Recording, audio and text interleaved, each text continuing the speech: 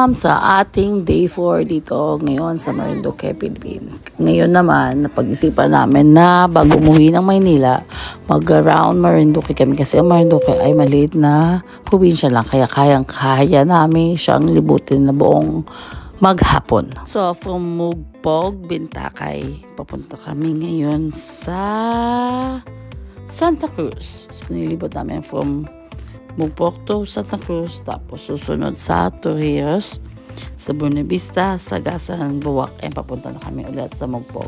So, ganun lang kaliit ang Marinduque, kaya kayang-kaya mo siyang libutin na isang buong araw. Imagine, 7 na municipality lang ang Marinduque, kaya kayang-kaya mo siyang libutin talaga. At ito talagang ginagawa namin kada uwi namin dito sa Marinduque, around Marinduque.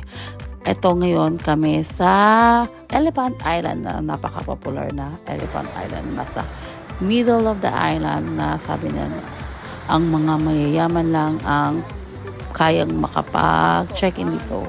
Elephant Island ay nasa Buena Vista. Kaya siya tinawag din Elephant Island ay sa shape nito. Nag-stop over muna kami dito sa Torrijos, Dampulan.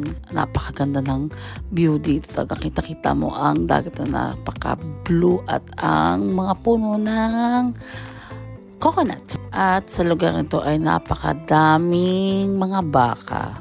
Tapos ngayon naman, nag-stop over kami dito sa popular na simbahan. Ang simbahan ng Santa Cruz. Pasok muna kami sa loob ng simbahan. At after that, syempre, kumain kami sa Buwak ng lunch.